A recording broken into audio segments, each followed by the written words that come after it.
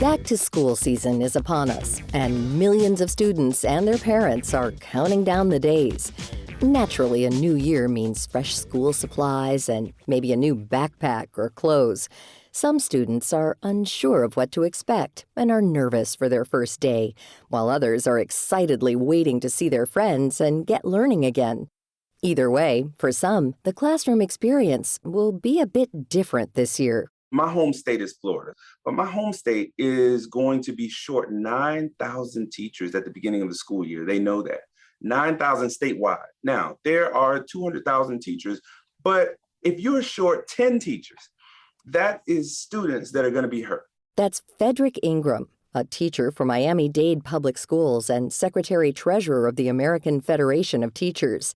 He says Florida is just one of the many states that are facing an alarming teacher shortage. According to the U.S. Bureau of Labor, 300,000 teachers have quit in the past 2 years alone. That's nearly 10% of all educators in the country. I think we're seeing the impact already. I think that state houses are scrambling to figure out how to address the shortage. They're doing everything from allowing individuals with only high school diplomas to teach. That's Dr. Lynn Gangone, President and CEO of the American Association of Colleges for Teacher Education, or AACTE. She says shortages have gotten so bad that some schools are allowing college students and substitute teachers to fill in for weeks on end. While this may fix the problem temporarily, it's not a long-term solution. We forget that actually teaching is an art and a science, and it requires preparation. You can't just say to someone, go into the classroom and teach. And so part of what I think is happening is states are struggling to figure out how to address the shortage. And so they're doing what they think is in the best interest in the short term. But I would argue that in the long term, it probably sets us back in terms of who we have in the classroom. And we find that the classrooms that are the least resourced in areas where students have the most need often get the least qualified teachers. Having an unqualified teacher, even if it's for a short period of time, can have an impact on a student's performance.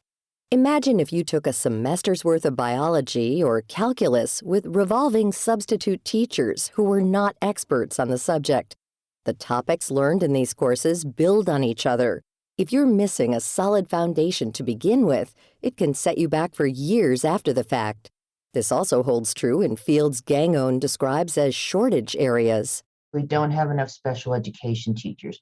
We don't have enough teachers who can teach children for whom English is a second language, right? We don't have enough teachers in what we call STEM, science, technology, mathematics, engineering. There's also a persistent shortage for educators in the arts.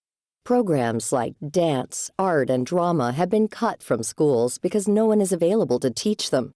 This widespread shortage begs the question, why are all of the teachers leaving? Ingram says that one big sticking point is a lack of resources. We're underfunded in large part, not only underfunded in compensation, but that is number one. But directly in number two is the resources that teachers need. In far too many schools and school districts, teachers don't have the technology and the network that they need to access the best way to educate students. They don't have books in some instances. And in many cases, they don't have the proper professional development, the training that goes along with constantly evolving teaching and learning in the classroom. Ingram adds that many teachers feel overwhelmed by the sheer amount of work they do in a given week. Lower class size. Give us fewer kids. We can actually teach better with fewer kids. So that means that we have to do some creative things in our scheduling. Reduce paperwork. Teachers get so much paperwork that it is beyond what the normal scope of any professional job is. We have all kinds of things, reports that we have to do on top of reports. Gangone believes the way our society views teachers feed this exodus. Simply put, most teachers are overworked and underappreciated. I think the reputation of teaching has often been diminished. I don't think that we value teachers in the way that we need to. We have anecdotes about if you can't do, then you teach, which doesn't really speak to how we value teachers or how we value our children. One of my colleagues will often talk about, Sweden and Finland, who really invest in their teachers. And in Singapore, right? Teaching is a prestigious profession. And so it's not in the United States. This lack of value has pushed teachers to leave the field in recent years. And during the pandemic, these numbers just accelerated. In terms of the pandemic, that is something, whether you've been in education 1 year or 40 years, you've never seen anything quite like this, where we're not only dealing with the academics of our students, we're dealing with the health and safety, we're dealing with the mental stability of our kids and our teachers because of what they have had to go through, everything from death to sickness to trying to, wear masks in a different kind of way, ventilation systems. So we've had to deal with a lot that teachers and administrators were not really trained for. There was no book or manuscript that we could turn to and say, here's how we get this right. There's no crash course on how to be a psychologist or a medic. During the pandemic, many educators took on these roles because schools were short on counselors, social workers, and nurses. With all of these added responsibilities, it's no surprise that there's a shortage.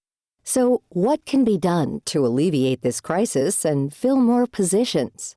Gangone points to one program in Wisconsin that is making it easier for teachers to enter the field. In Wisconsin, the University of Wisconsin-Madison has a program that's privately funded called the Wisconsin Pledge.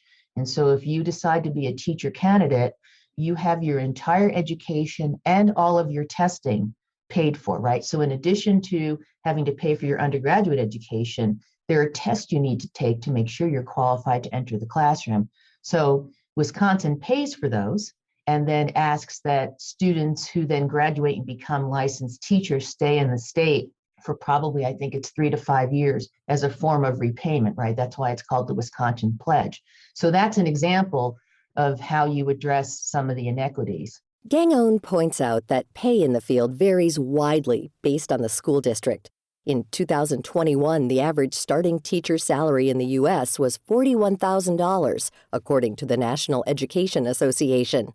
With costs rising across the board, this is a challenging income to get by on.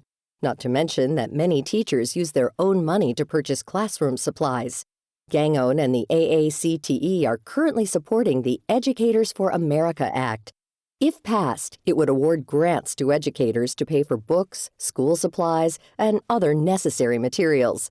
AACTE is also pushing for higher pay, more benefits, and wider access to mental health services for staff. With these reforms underway, education experts are hoping that current teachers will stay and more young people will enter the industry. After all, what are we without education? Many of our founding fathers believed that education was the bedrock of our democracy. And I think that there are times when, as a nation, we don't necessarily think about how important, particularly public education, is to our democracy. That if we have citizens who are educated, then we have a stronger democracy. To find out more about Dr. Lynn Gangone and Frederick Ingram, visit viewpointsradio.org.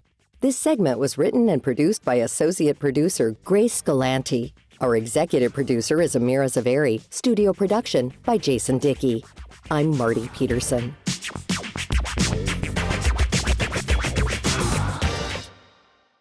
Coming up next week.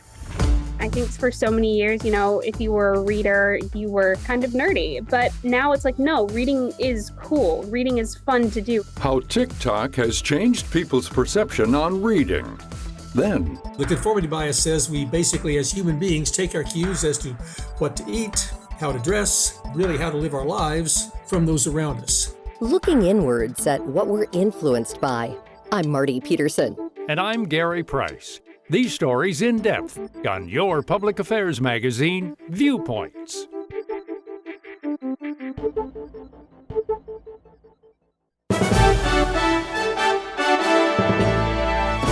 And that's Viewpoints for this week. Follow us on Twitter, Facebook, and Instagram to learn more about upcoming shows and find a library of past programs on Apple Podcasts, Google Play, and Spotify. Plus, you'll always find previous segments and more information about our guests at viewpointsradio.org. Join us again next week for another edition of Viewpoints.